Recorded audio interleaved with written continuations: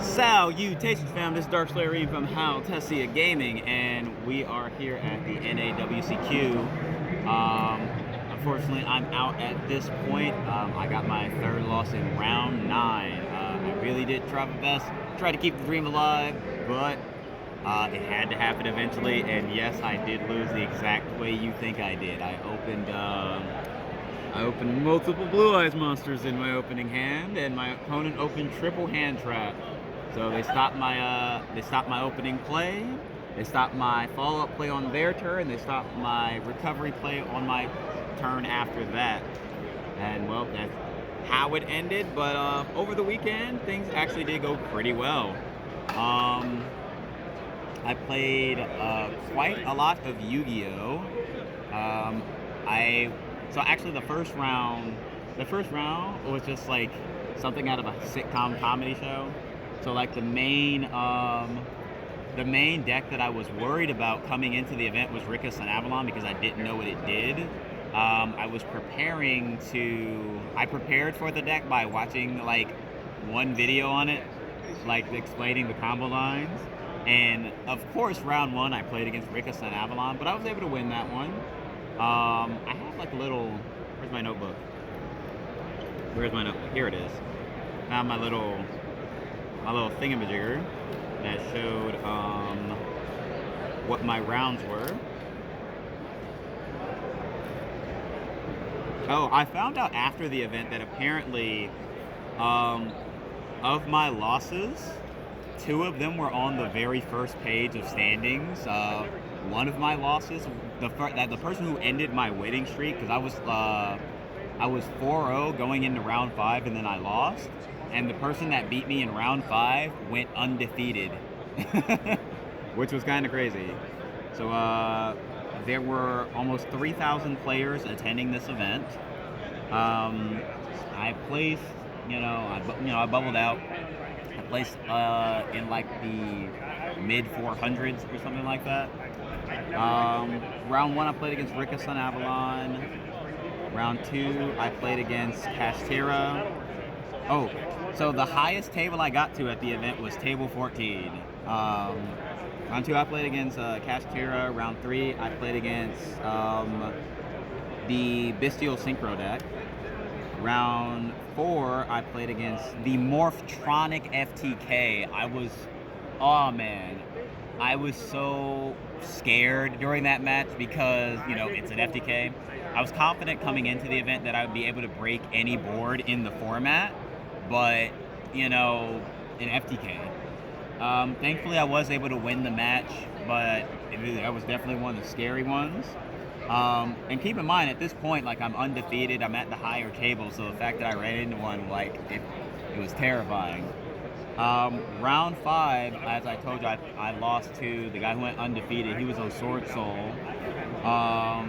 Round 6, I played against another FTK. I played against the Machina FTK. Round 7, I played against Branded. Surprisingly, I only played against one Branded. Round 7, I played against Branded. Round 8, I played against... I played against Flu round 8. So that was an interesting one. We ended up going into time. We played one game. Basically, my deck is built to counter like special summons and stuff like that. And as you know, Flu doesn't special summon. So they're able to just play. And basically, I was able to win by just completely outgrinding them of resources. Jet Dragon kept coming back. And I basically just outgrinding them of the resources. Round 9 was the last one, and I played against Sprite. And well, as you already know, that's how that one went. Coming into the event, I wasn't sure what deck I was going to play because I knew what deck I wanted to play, but I couldn't get a Cartesia.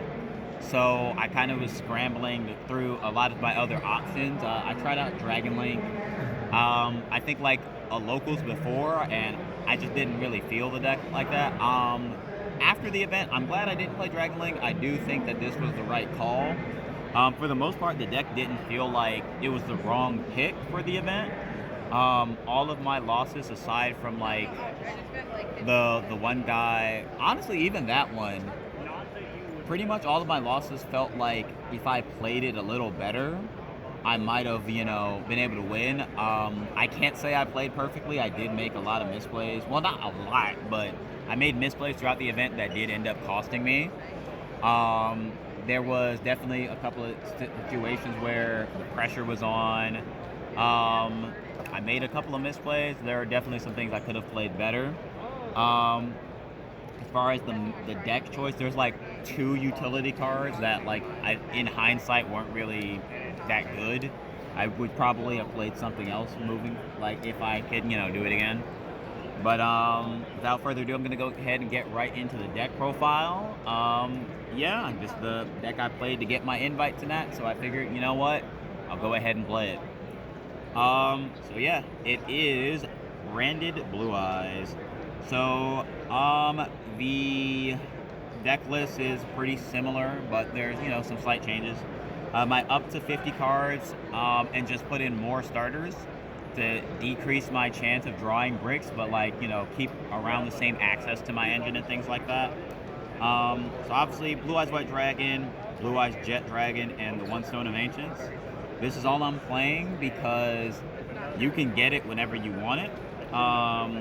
And well, also, funny thing, I opened Blue Eyes White Dragon, I want to say 8 rounds of the event. I opened Blue Eyes White Dragon. It wasn't actually that bad because at the end of the day, it's still a dragon.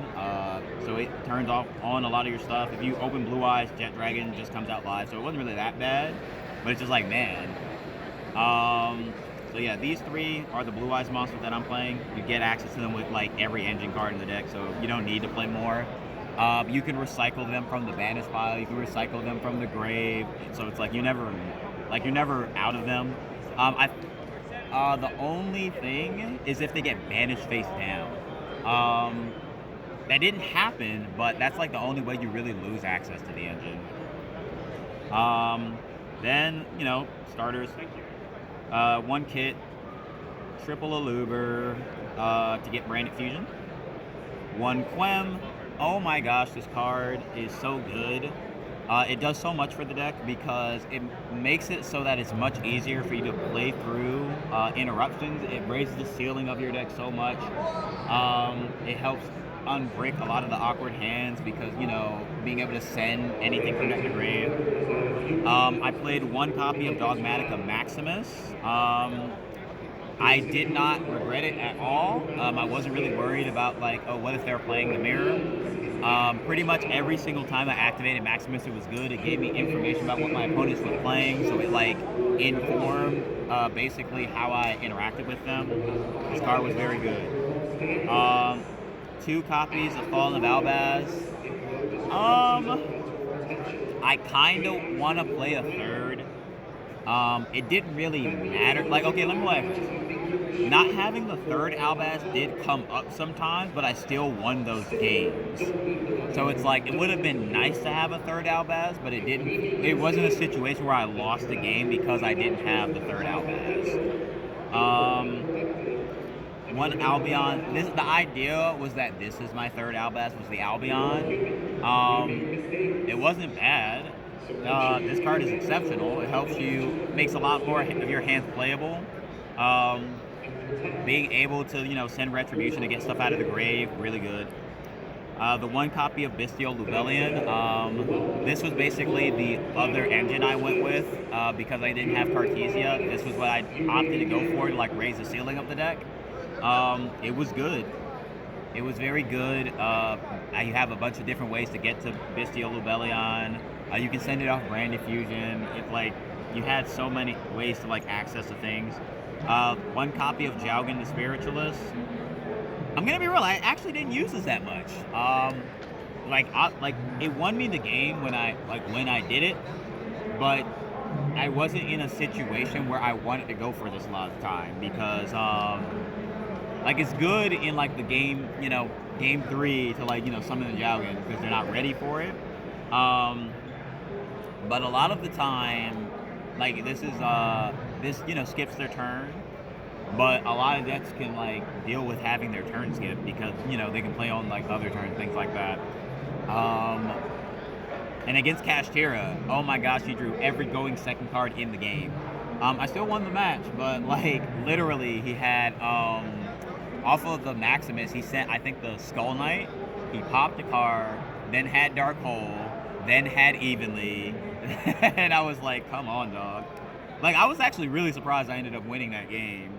And then we have I played a slightly higher Bestial count. I played the 1 Magnamute and 2 Saronir.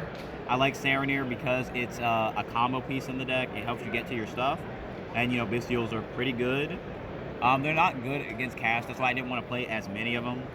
And I'm playing a couple of hand traps. Normally I play board breakers, but I wanted to play hand traps because I was really worried about, like, combo decks, I guess. I wanted to have some kind of hand trap in the main. So I'm playing 3 Ash Blossom and 3 Ghost Bell. Ghost Bell is one of the cards that I probably would have changed out. It wasn't bad. It really wasn't bad. But I kind of wish I made Nib instead. Like, the card wasn't bad, but I wish I made Nib instead. That's it for the monsters. Moving on to the spells. We have the 1 copy of Foolish Burial. Helps you get access to a lot of stuff in your deck. This card was amazing. I drew it a couple of times. 3 copies of Branded Opening. Like I said, I went up to 50, but I just bumped up the number of starters we're playing.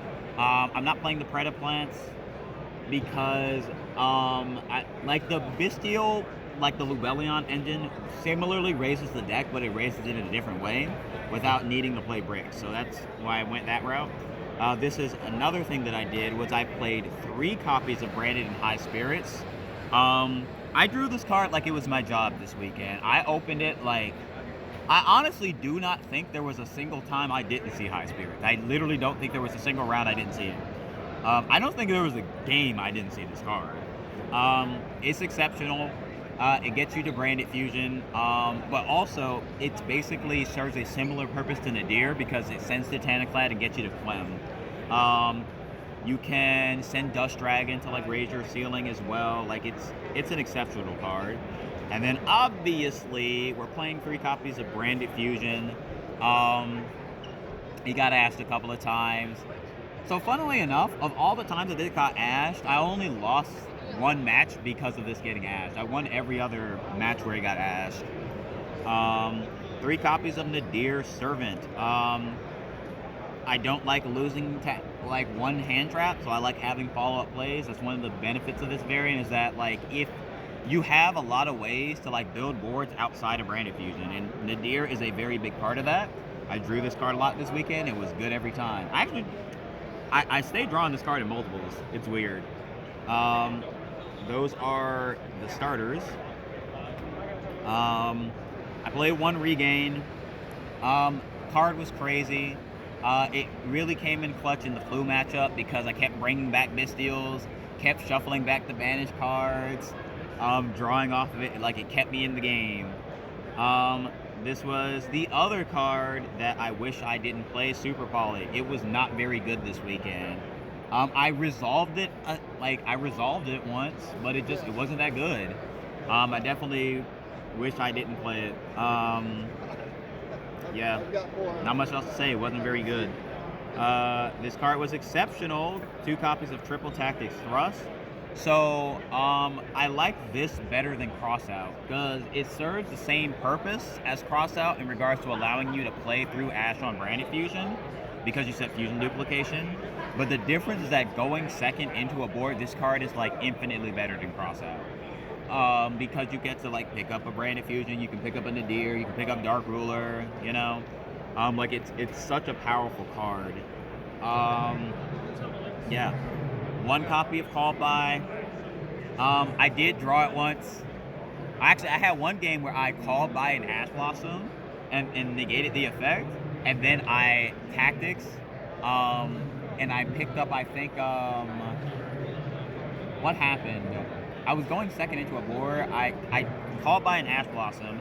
Tactics, I picked, Thrust, I picked up Talents, and then I like took something, like it was so good.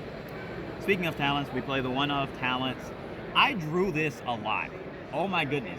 it's like I was like, even when I was doing the test hands to decide whether I was gonna play this deck, I was drawing this a lot. I was like, yo, this is a little crazy, but tactics is crazy. I used the draw two effect a lot. I used the steal effect. I don't think I ever used the look at hand effect, because a lot of the time, by the time I was in the point where I was using this card, I needed the draw two. So there's that, and then that's it for the spells. On to the traps. We have the one Fusion Duplication. This card, like, it's really good. I'm not gonna lie, because even if you just draw this card and like you don't get Ash, you know, this card just means you resolve Branded Fusion again on your opponent's turn, which is crazy. The one-up Branded Banishment. I'm not gonna lie, this card was mid. I don't think I resolved it a single time. Actually, no. I resolved it once. I resolved it once to bring back a Clem, and then I didn't fuse with it. But yeah, this wasn't very good.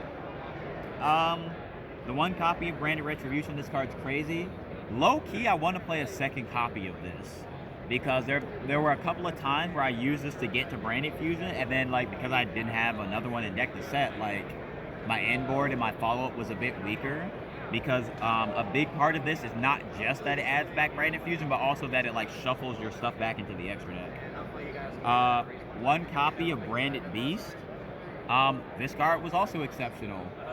Being able to like, because actually one thing that happened was that somebody outed my Branded Regain, and then I, used Beast to get it back, and just being able to pop Bestial, like Tribute Bestial, pop cards, and then like regain summon back the Bestials, like that was really good.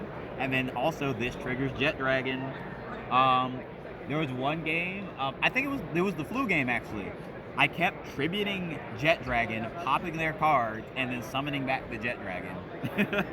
And then the last card, this is the strongest Blue Eyes card. 3 copies of Skill Drain.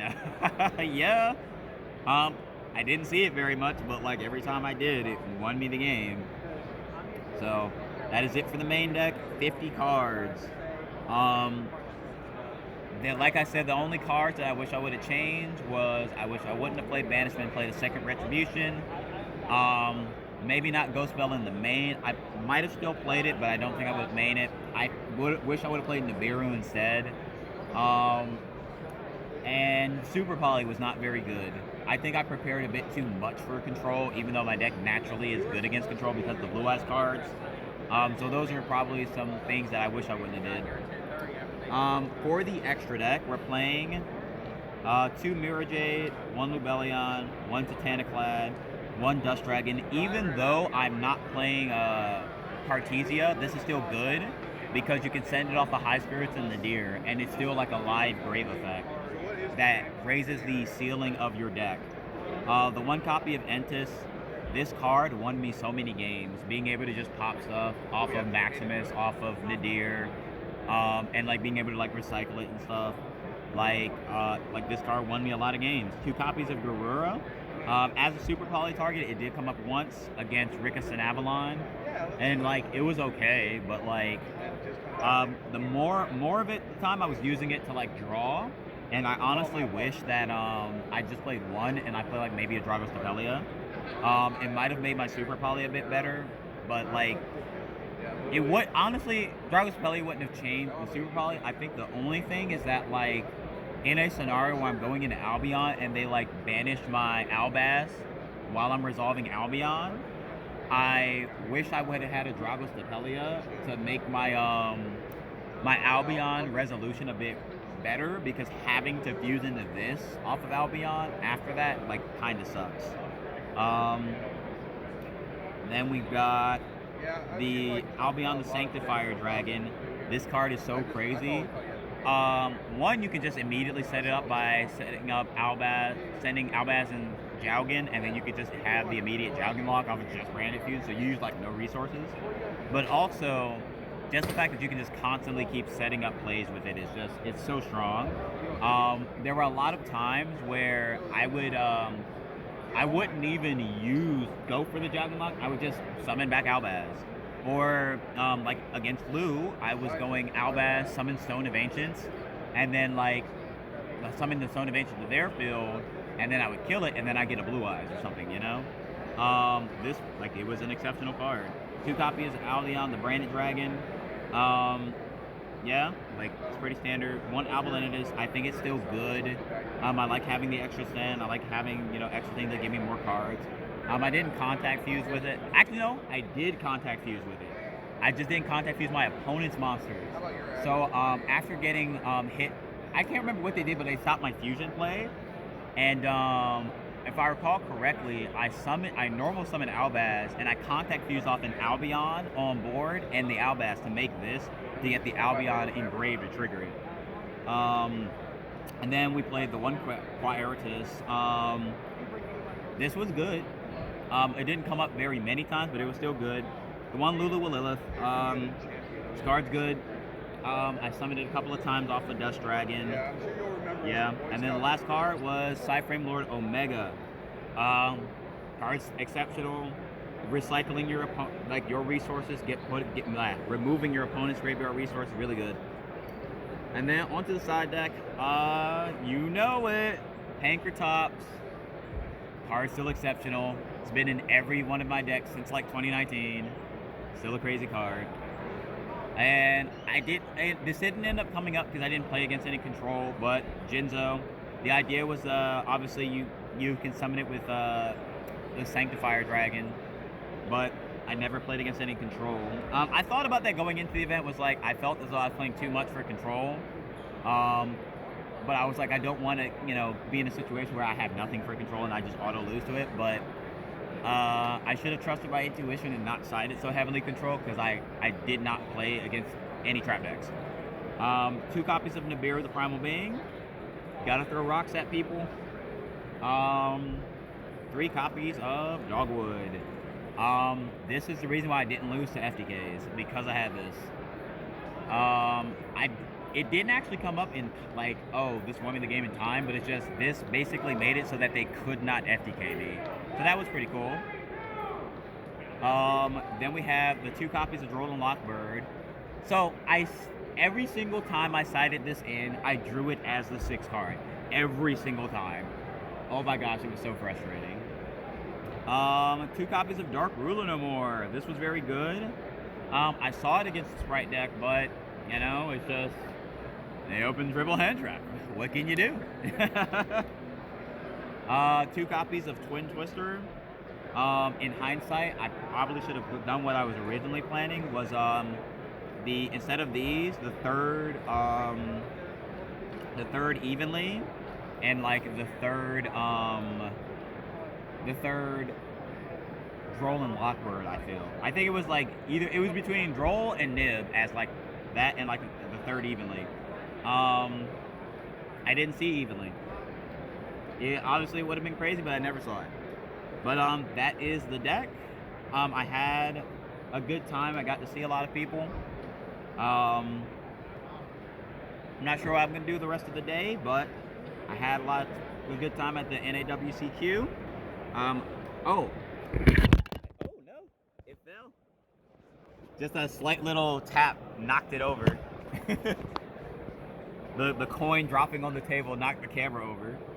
But I never actually opened up my coin, so I'm gonna do that on camera, and we're gonna see which coin I got.